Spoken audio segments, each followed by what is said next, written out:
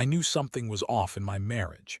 It wasn't a single moment that tipped me off, but rather a slow accumulation of little signs that began to gnaw at my gut.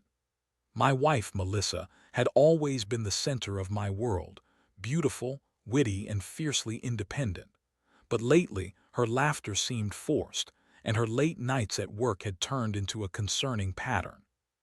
She was an attorney, working long hours, but I couldn't shake the feeling that her late nights were no longer just about cases and clients.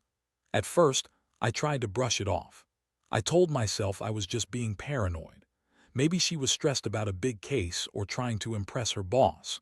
But as I noticed her disappearing acts becoming more frequent, I couldn't help but feel a shadow creeping over our once happy life. I'd come home to a cold dinner and an empty house more often than I like to admit. It left me feeling lonely and confused, searching for reasons to rationalize her behavior. Things came to a head one Tuesday evening when I decided to surprise her. I left work early, excited to spend some quality time with her. I bought her favorite takeout and even picked up a bottle of wine. Pulling into the driveway, I noticed her car wasn't there.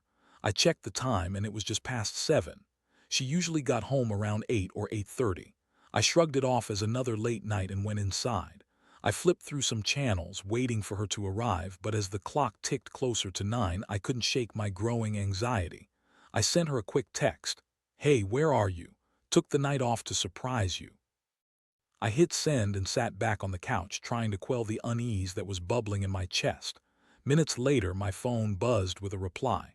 "Sorry, got caught up at work. I'll be home late."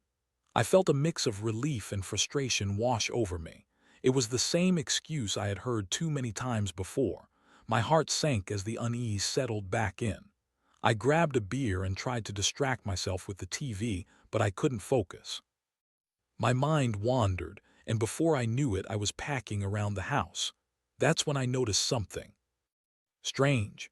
Melissa's purse was sitting by the door, wide open, as if she just tossed it there in a hurry. I knew Melissa wasn't the type to leave her things scattered.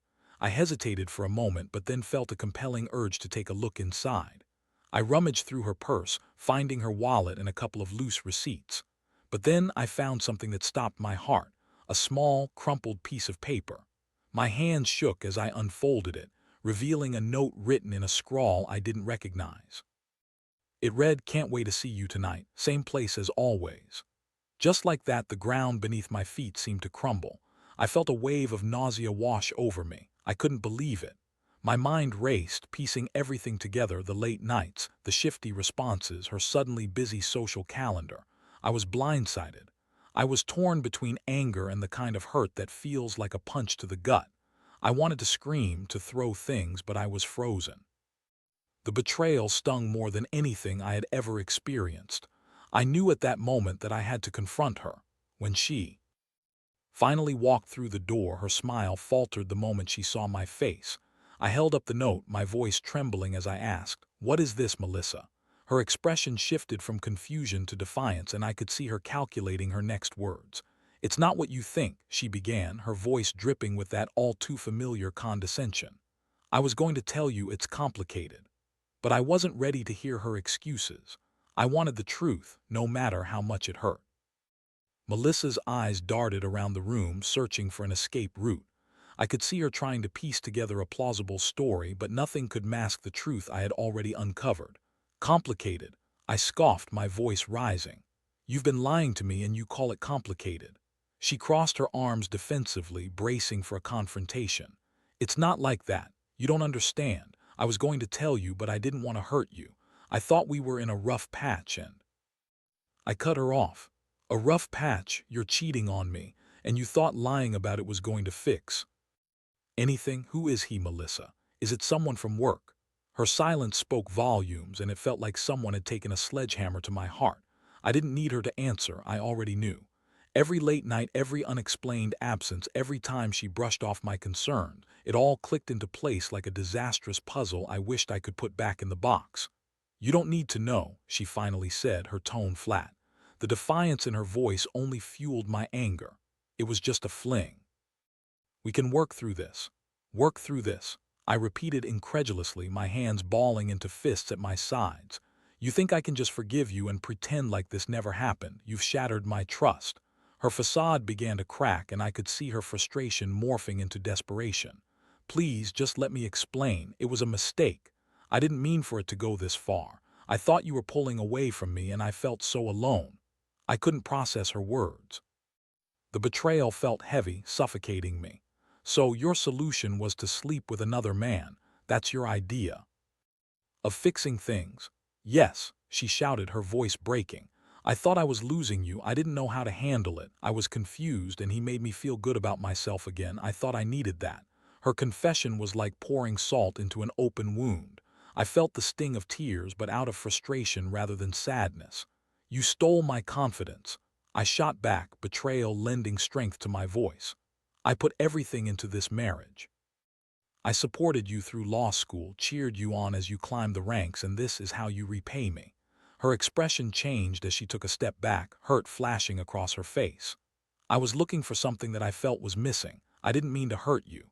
You've been so focused on your work, and I felt invisible." The irony of her words hit me like a freight train. "Invisible? You think I've been focused on work? I've been trying to build a life with you. You were supposed to be my partner." As her defenses crumbled, I could almost see the gears shifting in her mind. She was realizing the full weight of what she had done, how it had all spiraled out of her control. I could sense that she was desperate to turn the conversation back into something manageable, something she could control. "I still love you, Alex. We can fix this," she pleaded, her voice softening. "Just give me a chance. I'll end it with him. We can go back to the way things were." "Back to the way things were?" I echoed, incredulous. "You can't just erase what you've done. You think I can trust you again after this? It doesn't work that way, Melissa. You've blown it all to pieces." She stepped closer, her eyes pleading. "I was wrong. It was a mistake. It didn't mean anything to me. I swear, you're the one I want." Her words felt empty, a desperate attempt to salvage something that had already been shattered. I took a step back, shaking my head. "You've already made your choice, Melissa. You chose him over me. Don't try to rewrite history because you're scared of the consequences." I could see the anger bubbling in her, but beneath it lay a vulnerability, fear of losing me. However, I knew too well that this wasn't about fear, this was about accountability. I had put my heart and soul into this marriage, and she had ripped it apart. I took a deep breath, the weight of betrayal pressing down on me. "I need time. I can't do this right now." The silence stretched between us, heavy and suffocating. I felt the emotional whirlwind wash over me, anger, sadness, disbelief. I needed to step away from this toxic situation and find clarity. I wasn't sure what I wanted yet, but I knew I wouldn't stay in a relationship defined by betrayal. As Melissa stood there, her eyes filled with regret and desperation, I realized I had begun to envision a different future, one without her. It wasn't the resolution I wanted, but it was the one I needed. I turned away, trying to process everything that had just unfolded. I couldn't let her actions define me any longer. I would rebuild my confidence and find my strength again, even if it meant leaving her behind. After that night, I felt like a shell of the man I used to be. The confrontation had left a deep wound, one that wouldn't heal quickly. I had always considered myself a strong person, someone who could weather life's storms, but this was different. I was wrestling with feelings of betrayal, anger, and sadness that twisted together in a chaotic knot in my stomach. In the following days, Melissa did everything she could to win me back. She flooded me with apologies, sent flowers, and even arranged a surprise dinner at our favorite restaurant. I appreciated the gestures, but they felt hollow, like a bandage on a deep cut. Each time she tried to reach out, I felt the walls closing in.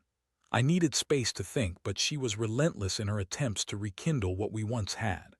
I threw myself into work, hoping that staying busy would distract me from the emotional turmoil. My boss noticed my sudden surge in productivity and even complimented me on the quality of my work, but it was all a facade. At the end of the day, I still came home to an empty house, filled with echoes of happier times that now felt like a distant memory. One evening, as I sat on the couch staring at the ceiling, I received a text from a friend, Jake. He had always been the type to know when something was off, almost like he could sense my emotional state. "Hey man, let's grab a drink. You okay?" I hesitated but decided that getting out might be just what I needed. I met him at a local bar where the energy was vibrant and chaotic. The noise of laughter and clinking glasses was a welcome distraction from the turmoil inside my head. As I poured out my heart to Jake, he listened intently, nodding in understanding. "Dude, you can't let her walk all over you like this. You deserve better. You put your heart into that marriage and she threw it away." I sighed, unsure of what I wanted to hear. "I just don't know what to do. Part of me wants to forgive her, but another part is screaming at me to run for the hills." "Trust yourself, man. You're stronger than this," he said, raising his glass. "And if she can't see what she's lost, then she doesn't deserve a second chance." His words echoed in my mind as I returned home that night. I found myself at a crossroads, torn between the pain of betrayal and the hope of redemption. I lay awake in bed, staring at the ceiling, the darkness amplifying my thoughts. I realized I needed to take control of my life, to rebuild my confidence and move forward. The next day, I began to plan a new chapter for myself. I started with small changes. I hit the gym, rediscovering the physical strength I had let slip away during the weeks of turmoil. Each drop of sweat felt purifying, washing away the doubts and insecurities that had clouded my mind. As I lifted weights and pushed my boundaries, I felt a flicker of the confidence I once had. I also began to reconnect with friends I had lost touch with over the years, people who had been sidelined while I had focused on my marriage. I realized how much I had neglected my friendships in favor of building a life with Melissa. It felt good to laugh and reminisce about old times, to be reminded that I was more than just a husband.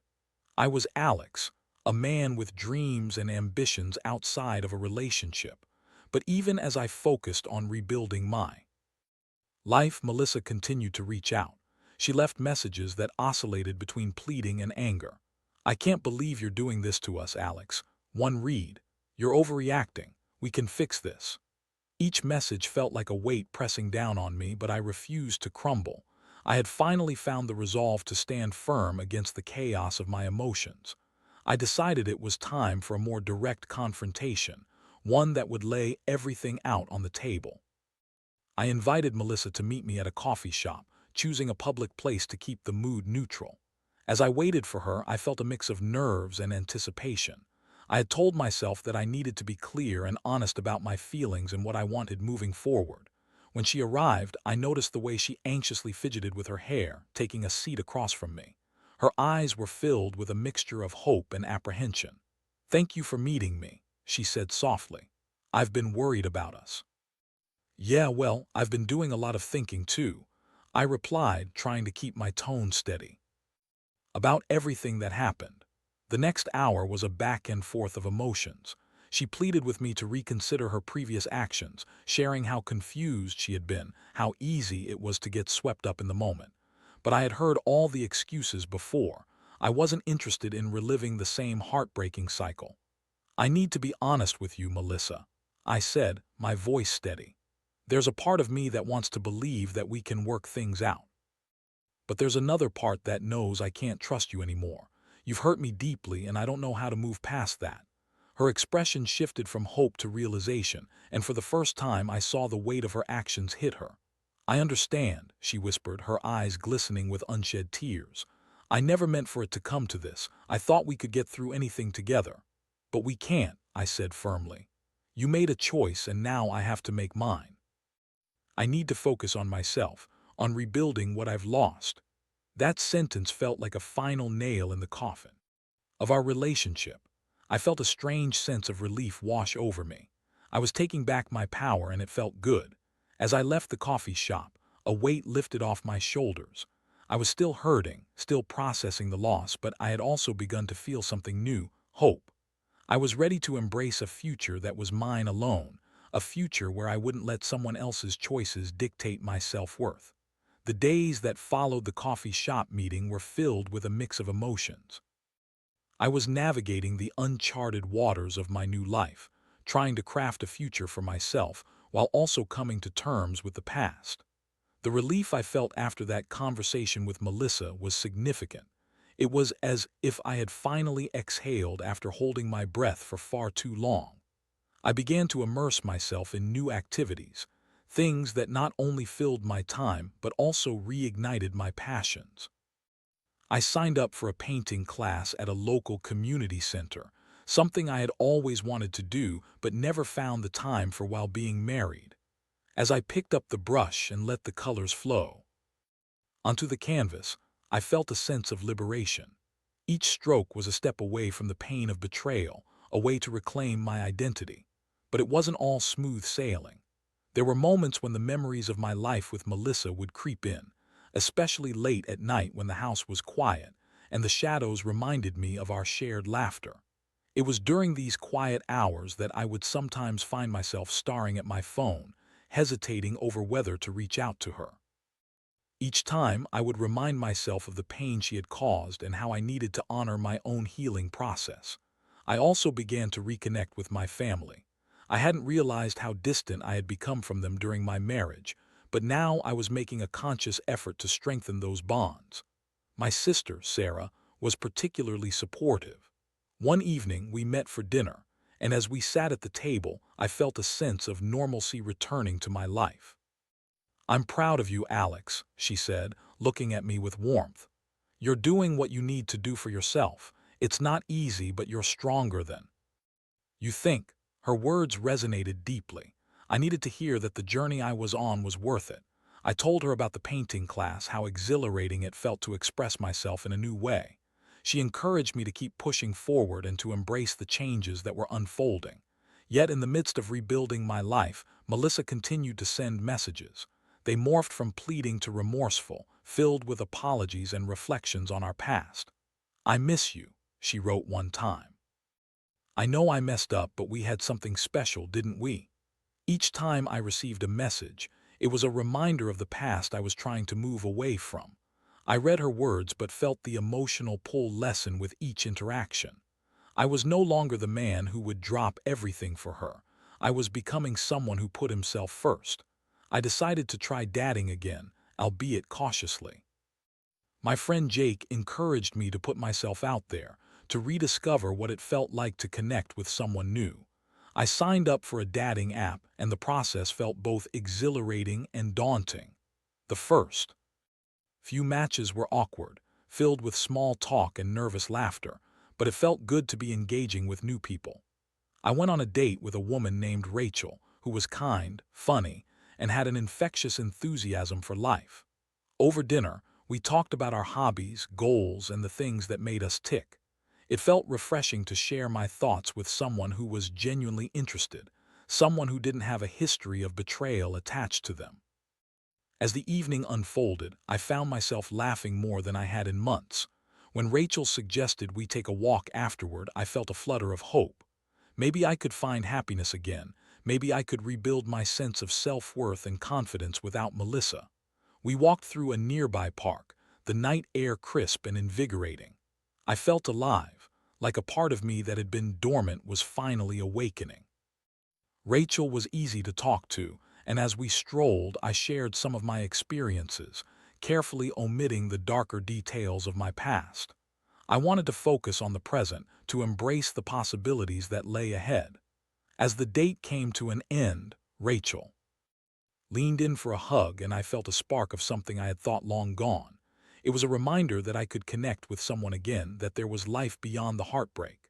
"Let's do this again," Rachel said, her smile infectious. "I had a lot of fun tonight." "Me too," I replied, feeling lighter than I had in months. After our date, I returned home with a renewed sense of purpose. I had started to reclaim my life, and each small step away from Melissa was a testament to my resilience. I couldn't deny that the memories still lingered, but they no longer held the power they once did.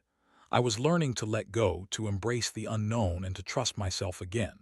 But just as I was beginning to find my footing, I received another message from Melissa that threw me off balance. "I need to see you. We need to talk." It read, the urgency in her words stirring something inside me. I felt a mix of dread and curiosity. What could she possibly want to say now? I had been adamant about needing space, and yet here she was, again invading my thoughts. I contemplated whether to ignore her or respond, weighing my options carefully. And that's when I realized that the healing process was not linear. I was making progress, but Melissa's presence still had the ability to disrupt my newfound peace. I took a deep breath, acknowledging the complexity of my emotions. I didn't owe her anything, but part of me felt the need for closure, to hear what she had to say, if only to finally lay the past to rest. So I agreed to meet her one last time, wanting to ensure that I could walk away fully free, without any lingering doubts. I needed to face my past head-on, to confront it so I could fully embrace my future. Little did I know that this meeting would turn the tide once again, forcing me to confront not only my emotions, but also the reality of what I was truly capable of. I agreed to meet Melissa at a small cafe downtown, a neutral ground where we wouldn't be interrupted. As I made my way there, I felt a swirl of emotions, nerves, anger, and a hint of curiosity mixed with apprehension. I had spent weeks building up my confidence and reclaiming my independence, and now I was about to confront the source of so much pain once more. When I arrived at the cafe, I took a moment to compose myself. I didn't want her to see me shaken. I had spent too long in the shadows, and I refused to let her pull me back into that darkness.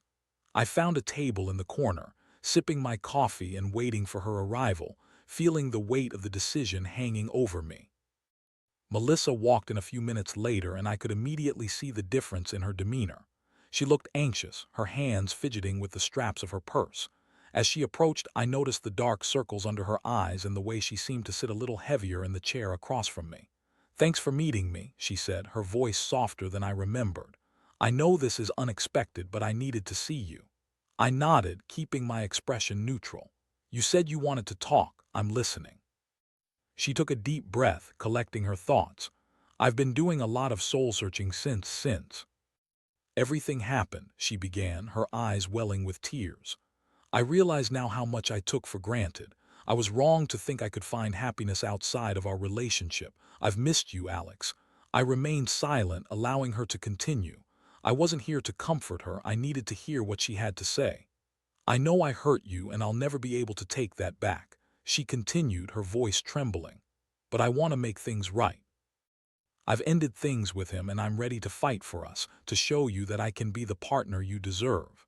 Her words were filled with desperation, and for a fleeting moment I felt a flicker of sympathy, but I quickly squashed it down. "Melissa, I've spent weeks trying to rebuild my life, trying to come to terms with what you did. You think one conversation will erase all of that? I don't expect you to forgive me right away. But I'm willing to do whatever it takes," she replied, her voice rising slightly. "I've realized that I was the one who lost sight of what we had, and now I feel so lost without you." "Lost?" I echoed, feeling anger bubble up. "You were lost while you were sleeping with someone else. You made that choice, Melissa, and now it's too late for you to decide that I'm what you want. You can't just waltz back into my life because you're feeling lonely." Her eyes widened, and I could see the realization settling in that I wasn't going to fold. "I know I messed up. I can't change the past, but I want a chance to rebuild our connection. I'll show you that I can be better. I'll go to therapy. I'll do whatever it takes." I took a breath, letting her words wash over me. "You think I want to start over with someone who broke my trust?" I leaned in closer, feeling the weight of my words. "I can't be with someone who doesn't understand the gravity of their actions. I've worked too hard to rebuild myself after everything you put me through." Tears spilled from her eyes, and I felt a pang of sadness. It was hard to see someone I once loved in so much pain, but that was the consequence of her actions, and I had to remind myself that she had made her choices. "I'm not trying to hurt you, Alex. I want to make things right. Please just give me one more chance." "Why should I?" I asked, my voice firm. "What's changed? You were willing to throw our entire life away for a fling. How can I trust that you won't do it again?" "I will prove it to you, I promise," she cried, desperation seeping into her words. "I know I can't undo the past, but I want to build a future with you. I don't want to lose you." I felt my resolve waver, but I reminded myself of everything I had gone through.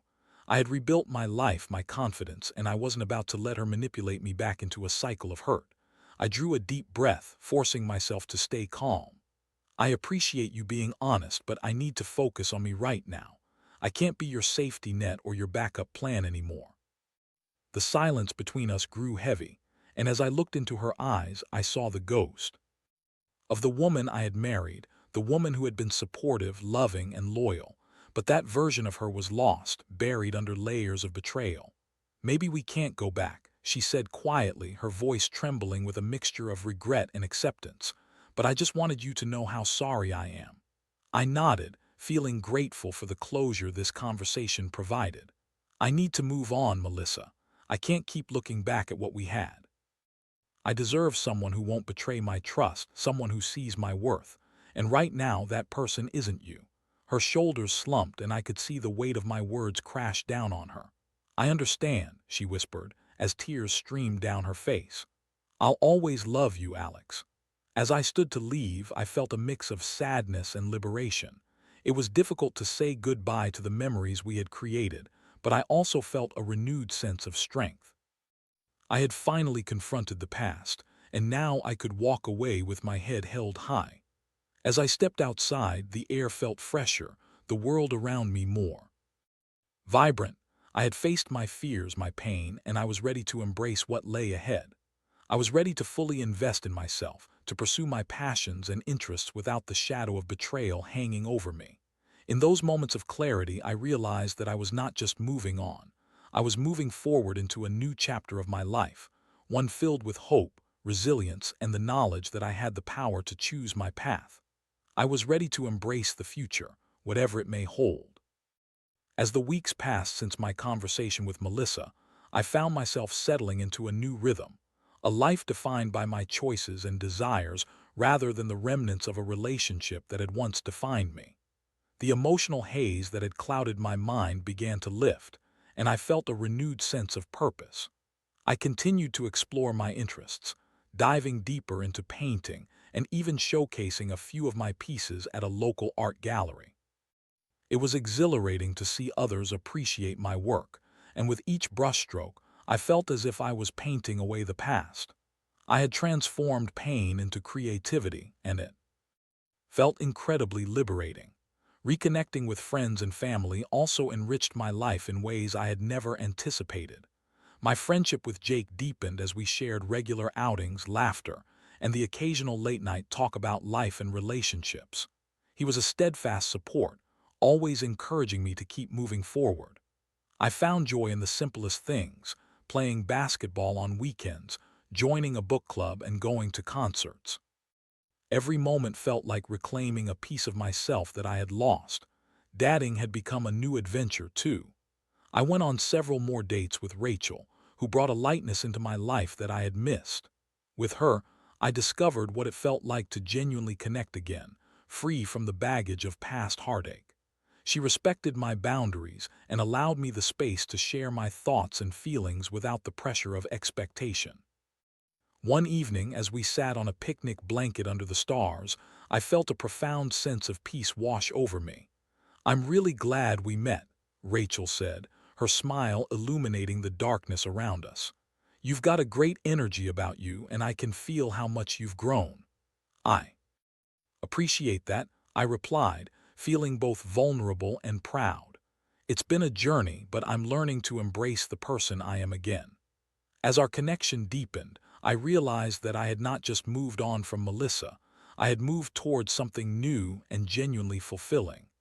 Each moment spent with Rachel felt like a step toward healing rather than a distraction from my past. Reflecting on my journey, I understood that the experience with Melissa had forced me to confront my own insecurities and the patterns I had allowed to define my life. I had spent years supporting her ambitions while neglecting my own. Her infidelity had shattered my trust, but it had also ignited a fire within me to reclaim my independence. I learned that my self-worth wasn't tied to someone else's validation. It was inherent in who I was. One afternoon, I received a text from Melissa, and I felt a flutter of apprehension as I opened it. "I hope you're doing well. I've been thinking about our time together and wanted to apologize once more for everything. I realize now how much you meant to me." Reading her words, I felt a mixture of emotions, a pang of nostalgia mingled with the clarity of my newfound strength. I took a moment to reflect before typing a response. "I appreciate your message, but I've moved on. I hope you find the happiness you're looking for, but I can't revisit the past. As I hit send, I felt a weight lift off my shoulders. I was no longer trapped in the cycle of what-ifs or haunted by memories of betrayal. I had officially closed the door on that chapter of my life. In the months that followed, I continued to grow, embracing challenges and opportunities that came my way. I found fulfillment in my career, rekindled friendships, and explored a burgeoning romantic relationship that filled me with hope. I learned to be kind to myself, allowing the space to acknowledge my feelings while also recognizing the progress I had made. There was no easy conclusion to my story, but that was the beauty of it. Life was about the journey, not just the destination. The experience with Melissa had taught me the importance of self-love and resilience. I was stronger, wiser, and ready to embrace whatever came next. Looking back, I could now see that. The heartbreak had been a catalyst for my transformation. I had often heard the phrase, "What doesn't kill you makes you stronger," but now I understood it. I had not only survived, I had emerged better and more confident than I ever thought possible. As I walked through the park one sunny afternoon, I felt a sense of gratitude wash over me. The sun warmed my face and I took a deep breath, savoring the moment. I was free, and for the first time in a long time I felt truly happy. The future was bright, and it was mine to shape.